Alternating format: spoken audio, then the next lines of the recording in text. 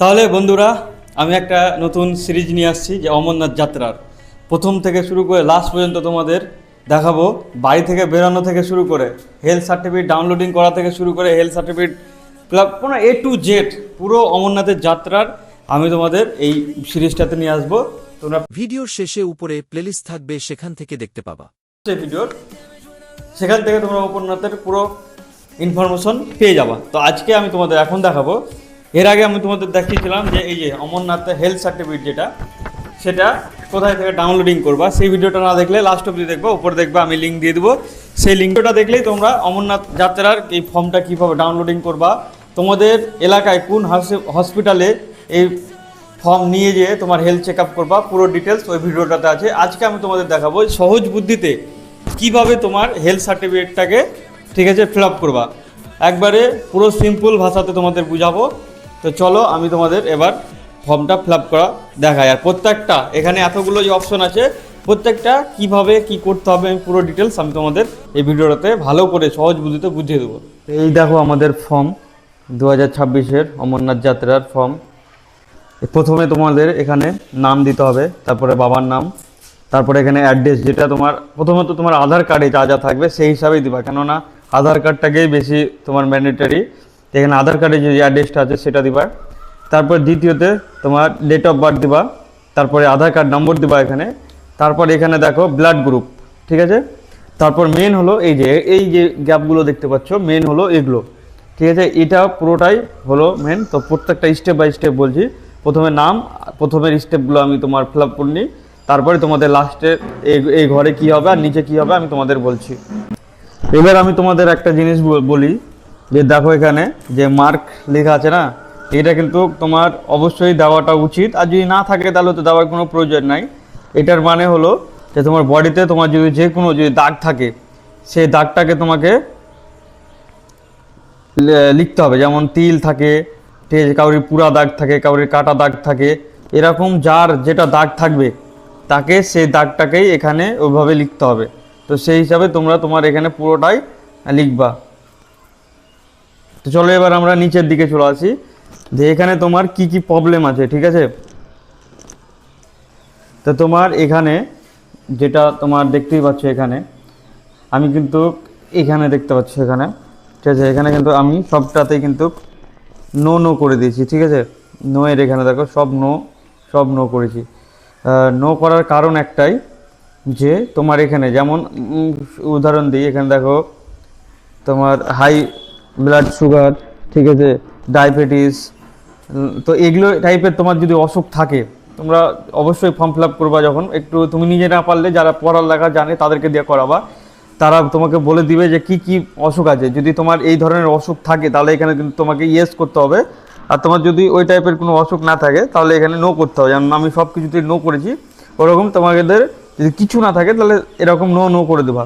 তারপর এখানে চলে আসে, এখানে তোমার অসুখ যে তোমার হয়েছিল, যেমন সার্জারি কিংবা তোমার কোনো বড় ওষুধ খাচ্ছ কিনা মান্থলি, যে কোনো ওষুধ কোনো অসুখের, এই টাইপের যদি কিছু থাকে তাহলে এখানে তোমাদের লিখতে হবে। তো আমার তো কিছুই নাই, তো এখানে শুধু না লিখবো, ঠিক আছে। তো দেখো এখানেও আমার কোনো ওরকম বড় না সার্জারি হয়েছে, না কোনো আমি কোনো ওষুধ খাই রেগুলার, তার জন্য আমাকে সম্পূর্ণ এগুলাতে নো নো করতে হয়েছে। তোমরাও সেম নো নো করে দেবো। আর তোমরা যদি কিছু খাও কি ওষুধ রেগুলার, কিংবা তোমাদের কোনো অপারেশন হয়ে থাকে, তাহলে তোমাদের এখানে যে কন্ডিশন লেখা আছে সেই কন্ডিশন হিসাবে তোমরা এখানে লিখে দেবা, ঠিক আছে। আর এখানে তারপর নিচে চলে আসছো, এখানে তোমার ডেট অফ বার্থ, তোমার ডেট দিবা, যে ডেটে তোমায় মেডিকেল করতে যাওয়া, এখানে তোমার সিগনেচার। আর এখানে নিচের যেটা দেখতে পাচ্ছি, এখানে তোমার ডাক্তার তোমার সম্পূর্ণ ফিল আপ করবে, তোমাকে এটা কিছুই করতে হবে না। আর এইটা ডেট এগুলো সেদিনকেই তুমি ফিল আপ করবে, যেদিন তোমার ফর্মটা কমপ্লিট হয়ে যাবে, তাহলে সব থেকে সুবিধা হবে। তো আজকে তোমাদের পুরো ফর্মটা সহজ বুদ্ধিতে প্রসেস দেখিয়ে দিলাম যে কীভাবে ফিল আপ করতে হবে। তোমাদের আমি ব্রেথলেসনেস বা শ্বাসকষ্ট হলো এমন একটি অবস্থা যেখানে আপনার মনে হতে পারে যে আপনি পর্যাপ্ত বাতাস পাচ্ছেন না বা আপনার দম নিতে কষ্ট হচ্ছে। অমরনাথ যাত্রার মতো উঁচু পাহাড়ে যাওয়ার ক্ষেত্রে এটি খুবই গুরুত্বপূর্ণ একটি বিষয়। পাহাড়ে এর গুরুত্ব, উঁচু পাহাড়ে অক্সিজেনের মাত্রা কম থাকে, তাই যাদের স্বাভাবিকভাবেই শ্বাসকষ্টের সমস্যা থাকাটাকে ব্রেথলেসনেস বলে। এটা যদি থাকে তাহলে ইয়েস এটিক করবা, আর যদি না থাকে তাহলে নো এটিক করবা। ডায়াবেটিস বা বহুমূত্র রোগ হলো এমন একটি শারীরিক অবস্থা যেখানে আপনার রক্তে শর্করার সুগার মাত্রা স্বাভাবিকের চেয়ে বেড়ে যায়। অমরনাথ যাত্রার মতো দুর্গম পথে দীর্ঘক্ষণ হাঁটা বা অতিরিক্ত পরিশ্রমের ফলে রক্তে সুগারের মাত্রা হঠাৎ খুব বেশি বা খুব কম হয়ে যেতে পারে, যা স্বাস্থ্যের জন্য ঝুঁকিপূর্ণ। যদি থাকে তাহলে ইয়েস এ টিক করবা, আর যদি না থাকে তাহলে নো এ টিক করবা। রেসপিরেটরি লাং এলমেন্ট বলতে ফুসফুস বা শ্বাসতন্ত্রের যেকোনো দীর্ঘমেয়াদী সমস্যাকে বোঝায়। আপনার যদি ক্রনিক ব্রঙ্কাইটিস, টিবি বা ফুসফুসে অন্য কোনো পুরনো ইনফেকশন থাকে, তবে সেটি হল লাং এলমেন্ট। অমরনাথের দুর্গম রাস্তায় অক্সিজেনের অভাব থাকে, যার ফলে ফুসফুসের সমস্যা থাকলে শ্বাস নিতে প্রচণ্ড কষ্ট হতে পারে। যদি থাকে তাহলে ইয়েস এ টিক করবা, আর যদি না থাকে তাহলে নো এ টিক করবা। হাই ব্লাড প্রেশার বা উচ্চ রক্তচাপ, যাকে চিকিৎসাবিজ্ঞানে হাইপারটেনশন বলা হয়। যখন হৃৎপিণ্ড রক্ত পাম্প করার সময় ধমনির দেয়ালে স্বাভাবিকের চেয়ে বেশি চাপ তৈরি করে, তখন তাকে উচ্চ রক্তচাপ বলে। অমরনাথের মতো অনেক উঁচুতে উঠলে অক্সিজেনের স্বল্পতা এবং ঠান্ডার কারণে রক্তচাপ স্বাভাবিকের চেয়ে অনেক বেড়ে যেতে পারে। যদি থাকে তাহলে ইয়েস এ টিক করবা, আর যদি না থাকে তাহলে নো এ টিক করবা। ব্লাড ডিসঅর্ডার বা রক্তজনিত সমস্যা বলতে এমন কিছু অবস্থাকে বোঝায় যেখানে আপনার রক্তের স্বাভাবিক কাজ ব্যাহত হয়। এটি রক্তাল্পতা, আনেমিয়া, থ্যালাসেমিয়া, হিমোফিলিয়া, রক্ত জমাট না বাঁধা, বা রক্তে অন্য কোনো উপাদানের ঘাটতি বা অস্বাভাবিকতা হতে পারে। রক্ত শরীরের সব অংশে অক্সিজেন পৌঁছে দেয়। যদি আপনার রক্তে কোনো সমস্যা থাকে, তবে অমরনাথের মতো উঁচু পাহাড়ে যেখানে অক্সিজেন কম, সেখানে আপনার শরীর দ্রুত ক্লান্ত হয়ে পড়বে এবং অসুস্থ হওয়ার ঝুঁকি বেড়ে যাবে। যদি থাকে তাহলে ইয়েস এ টিক করবা, আর যদি না থাকে তাহলে নো এ টিক করবা।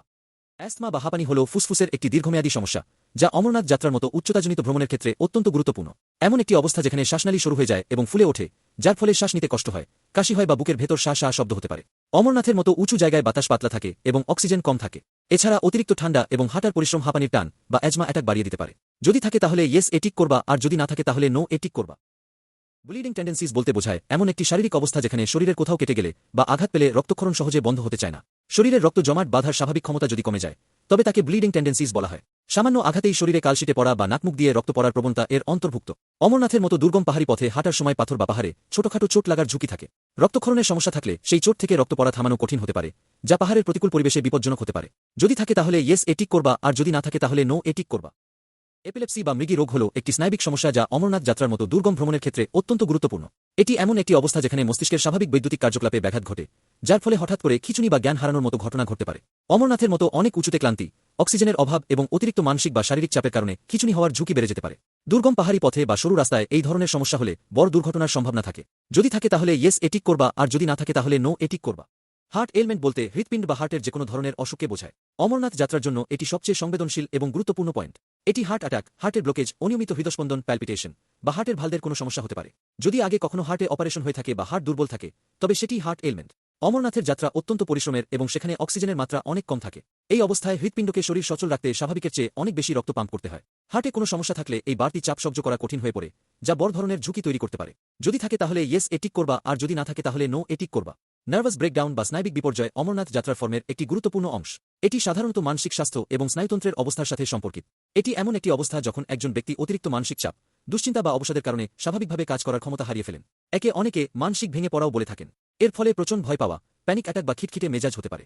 অমরনাথ যাত্রা কেবল শারীরিক নয়, মানসিকভাবেও অনেক চ্যালেঞ্জিং। অনেক উঁচুতে ওঠা, প্রতিকূল আবহাওয়া এবং খাড়া রাস্তা দেখে অনেকে আতঙ্কিত, প্যানিক হয়ে যেতে পারেন। যদি আগে কখনো স্নায়বিক কোনো বড় সমস্যা হয়ে থাকে, তবে এই পরিবেশে সেটি আবার ফিরে আসার ঝুঁকি থাকে। যদি থাকে তাহলে ইয়েস এ টিক করবা, আর যদি না থাকে তাহলে নো এ টিক করবা।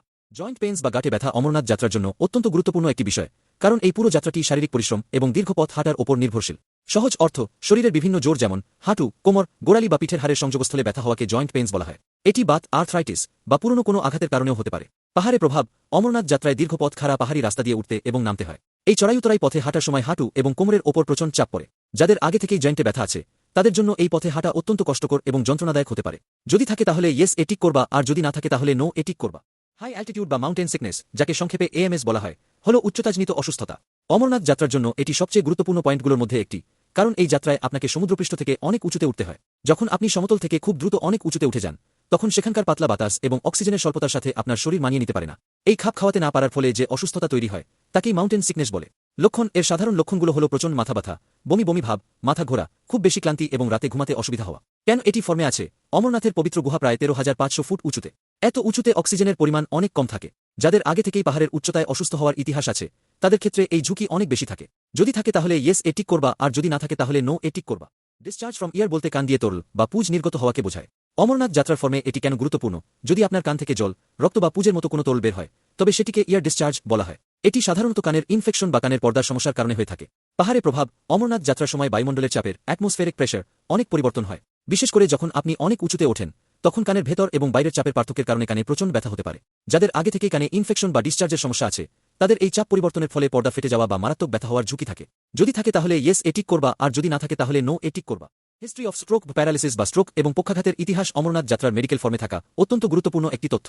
এটি মূলত শরীরের স্নায়ুতন্ত্র এবং রক্ত সঞ্চালনের সাথে সম্পর্কিত। স্ট্রোক হয় তখন যখন মস্তিষ্কের কোনো অংশে রক্ত চলাচল বন্ধ হয়ে যায়, আর এর ফলে শরীরের কোনো একদিক বা কোনো অংশ নাড়াচাড়া করার ক্ষমতা হারিয়ে ফেললে তাকে প্যারালাইসিস বা পক্ষাঘাত বলা হয়। পাহাড়ে প্রভাব অমরনাথ যাত্রার দুর্গম পথ এবং অত্যাধিক ঠান্ডা রক্তচাপ বাড়িয়ে দিতে পারে, যা স্ট্রোকের ইতিহাস থাকা ব্যক্তিদের জন্য পুনরায় ঝুঁকির কারণ হতে পারে। এছাড়া প্যারালাইসিসের কারণে যদি শরীরের পেশি দুর্বল থাকে, তবে পাহাড়ে ভারসাম্য রক্ষা করা এবং দীর্ঘ পথ হাঁটা প্রায় অসম্ভব ও বিপজ্জনক হয়ে পড়ে। যদি থাকে তাহলে ইয়েস এটিক করবা, আর যদি না থাকে তাহলে নো এটিক করবা। এই ঘরে জানতে চাওয়া হয় আপনি ধূমপান করেন কিনা, অর্থাৎ আপনি নিয়মিত সিগারেট, বিড়ি বা এই জাতীয় কিছু খান কিনা। পাহাড়ে প্রভাব ধূমপান সরাসরি আমাদের ফুসফুসের কার্যক্ষমতা কমিয়ে দেয়। অমরনাথের মতো উঁচু পাহাড়ের বাতাসে অক্সিজেন খুব কম থাকে। যারা ধূমপান করেন তাদের ফুসফুস সমতলে ঠিকঠাক কাজ করলেও পাহাড়ে গিয়ে কম অক্সিজেন থেকে প্রয়োজনীয় শক্তি সংগ্রহ করতে হিমশিম খায়, ফলে তাদের প্রচণ্ড শ্বাসকষ্ট হওয়ার ঝুঁকি থাকে। যদি থাকে তাহলে ইয়েস এটিক করবা, আর যদি না থাকে তাহলে নো এটিক করবা। এই ঘরটি শুধুমাত্র নারী যাত্রীদের জন্য। এখানে জানতে চাওয়া হয়েছে যে আপনি বর্তমানে গর্ভবতী বা সন্তান সম্ভবা কিনা। কেন এটি ঝুঁকিপূর্ণ? অমরনাথ যাত্রা অত্যন্ত পরিশ্রমের এবং এখানকার আবহাওয়া খুব ঠান্ডা ও অনিশ্চিত। পাহাড়ে অক্সিজেনের মাত্রা অনেক কম থাকে। এই অবস্থায় দীর্ঘক্ষণ হাঁটা বা ঘোড়ায় চড়া গর্ভবতী নারী এবং তার গর্ভের সন্তান উভয়ের জন্যই মারাত্মক প্রাণঘাতী ঝুঁকি তৈরি করতে পারে। সরকারি নিয়ম অমরনাথ শ্রাইন বোর্ডের কঠোর নিয়ম অনুযায়ী 6 সপ্তাহ বা তার বেশি সময়ের গর্ভবতী মহিলাদের এই যাত্রার অনুমতি দেওয়া হয় না, কারণ পাহাড়ের উচ্চতায় অক্সিজেনের অভাব এবং বায়ুমণ্ডলের চাপ ভ্রূণের ক্ষতির কারণ হতে পারে। যদি থাকে তাহলে ইয়েস এটিক করবা, আর যদি না থাকে তাহলে নো এটিক করবা। তাহলে এবার নিচের ঘরগুলোতে কি করতে হবে সেগুলো সম্বন্ধে জেনে নিন। ভিডিওটা অ্যাকচুয়ালি বড় হয়ে যাচ্ছে, তাও কিছু করার নাই। তোমরা হয়তো যদি প্রথমে ভিডিওটা দেখে থাকো তাহলে হয়তো শিখে কিছু কিভাবে ফর্মটা ফিল আপ করতে হবে, কিন্তু আমি ফর্মটা এত সব বলছি ইনফরমেশন এই জন্য যে শুধু ফর্মটা ফিল আপ করা না, ফর্মেট সম্বন্ধে কি লেখা আছে সেটা জানাও। তো তোমরা যদি এখন পর্যন্ত ভিডিওটা দেখে থাকো তাহলে অবশ্যই লাইক দাও, তোমার বন্ধুদের সঙ্গে শেয়ার করে দিও, আর কিছু জানার থাকে কমেন্ট করো। হিস্ট্রি অফ হার্ট অ্যাটাক অতীতে আপনার কখনো হার্ট অ্যাটাক হয়েছিল কিনা সেটি এখানে জানতে চাওয়া হয়েছে। হার্ট অ্যাটাক তখন হয় যখন হৃৎপিণ্ডের কোনো অংশে রক্ত সঞ্চালন সাময়িকভাবে বন্ধ হয়ে যায় এবং হৃৎপেশি ক্ষতিগ্রস্ত হয়। যদি হয়ে থাকে তাহলে ইয়েস লিখবা, না হলে নো লিখবা। History of sudden death in family member আপনার পরিবারের কোনো সদস্য যেমন বাবা, মা, ভাই বা বোন কি খুব কম বয়সে হঠাৎ করে কোনো বড় অসুখ ছাড়াই মারা গেছেন, একেই বলে সাডেন ডেথ বা হঠাৎ মৃত্যু। কেন এটি ফর্মে আছে? কিছু হৃদরোগ বা জিনগত সমস্যা থাকে যা বংশগতভাবে চলে আসে।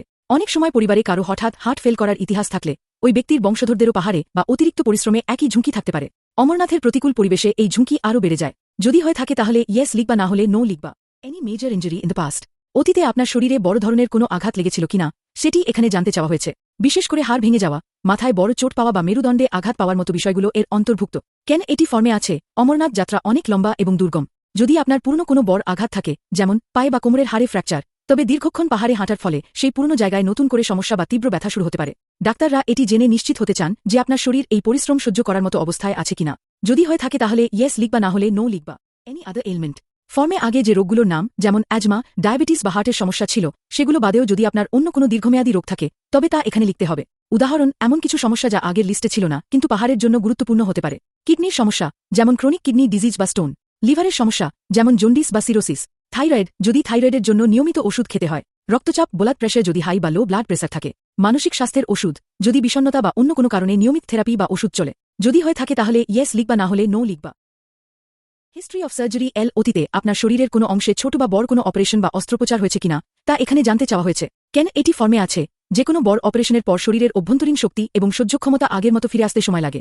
অমরনাথ যাত্রার দুর্গম পথ, প্রচণ্ড ঠান্ডা এবং অক্সিজেনের অভাব আপনার সেই পুরনো অপারেশনের জায়গায় চাপ সৃষ্টি করতে পারে। বিশেষ করে পেট, বুক, মেরুদণ্ড বা হাড়ের অপারেশন হয়ে থাকলে পাহাড়ের চড়াই পথে তা সমস্যার কারণ হতে পারে। যদি হয়ে থাকে তাহলে ইয়েস লিখবা, না হলে নো লিখবা। Are you under any medication এখানে জানতে চাওয়া হয়েছে যে কোনো শারীরিক বা মানসিক সমস্যার কারণে আপনি বর্তমানে নিয়মিত ডেইলি কোনো ওষুধ খাচ্ছেন কিনা। কেন এটি ফর্মে আছে? অমরনাথ যাত্রায় আপনি সমতল থেকে প্রায় 13,500 ফুট উঁচুতে ওঠেন। উচ্চতাজনিত অসুস্থতার মাউন্টেন সিকনেস জন্য ডাক্তাররা অনেক সময় নতুন কিছু ওষুধ দেন। আপনার নিয়মিত ওষুধের সাথে এই নতুন ওষুধের কোনো পার্শ্বপ্রতিক্রিয়া বা বিক্রিয়া হতে পারে কিনা তা যাচাই করার জন্য এই তথ্যটি ডাক্তারদের প্রয়োজন। যদি হয়ে থাকে তাহলে ইয়েস লিখবা, না হলে নো লিখবা। Allergy two drugs, foods and chemicals নির্দিষ্ট কোনো ওষুধ, ড্রাগস, খাবার, ফুডস অথবা রাসায়নিক দ্রব্য বা গন্ধ কেমিক্যালস থেকে আপনার শরীরে কোনো অস্বাভাবিক প্রতিক্রিয়া যেমন চুলকানি, অ্যাশ, শ্বাসকষ্ট বা বমি হয় কিনা তা এখানে জানতে চাওয়া হয়েছে। কেন এটি ফর্মে আছে? যাত্রার সময় অসুস্থ হলে ডাক্তার আপনাকে যে ওষুধ দেবেন তা যদি আপনার অ্যালার্জি থাকা কোনো উপাদানের হয় তবে অবস্থা আরও গুরুতর হতে পারে। এছাড়া পাহাড়ের বিশেষ পরিবেশ বা খাবারের প্রতি আপনার সংবেদনশীলতা জানা থাকলে চিকিৎসকদের জন্য আপনাকে গাইড করা সহজ হয়। 3টি বিভাগ যেভাবে বুঝবেন: 1. ড্রাগস ওষুধ, অনেকের পেনিসিলিন, সালফার ড্রাগ বা নির্দিষ্ট কোনো পেইন কিলারে অ্যালার্জি থাকে। এটি জানা সবচেয়ে জরুরি, কারণ জরুরি অবস্থায় আপনাকে ভুল ওষুধ দেওয়া হলে তা প্রাণঘাতী হতে পারে। 2. ফুডস খাবার যেমন চিংড়ি, ডিম, দুধ, বাদাম বা বেগুন। যাত্রার লঙ্গরগুলোতে বিভিন্ন ধরনের খাবার দেওয়া হয়, তাই নিজের অ্যালার্জি সম্পর্কে সচেতন থাকা প্রয়োজন। 3. কেমিক্যালস রাসায়নিক, নির্দিষ্ট কোনো সাবান, পারফিউম বা এমনকি পাহাড়ে ব্যবহৃত কোনো ডিসইনফেক্ট্যান্ট থেকেও অ্যালার্জি হতে পারে। যদি হয়ে থাকে তাহলে ইয়েস লিখবা, না হলে নো লিখবা। তো দেখে গেলে তোমরা সম্পূর্ণ প্রসেসটা। যদি কিছু তোমাদের কোশ্চেন থাকে নিচে কমেন্ট করবো, আমি তোমাদের কমেন্টে রিপ্লাই দেবো। আর ভিডিওটা ভালো লাগে যদি এখন পর্যন্ত দেখো তাহলে অবশ্যই একটা লাইক করো, তোমার বন্ধুদের সঙ্গে শেয়ার করে যারা অমরনাথ যেতে চায়। আরেকটা জিনিস, তোমরা অমরনাথের বাকি ভিডিওগুলো যদি দেখতে চাও, দেখবো উপরে প্লে লিস্ট থাকবে সম্পূর্ণ অমরনাথের A to Z, তোমরা স্টেপ বাই স্টেপ সেই প্লে স্টোরে ভিডিও পেতে থাকবা। তো চলো নেক্সট ভিডিওতে আবার দেখা হবে।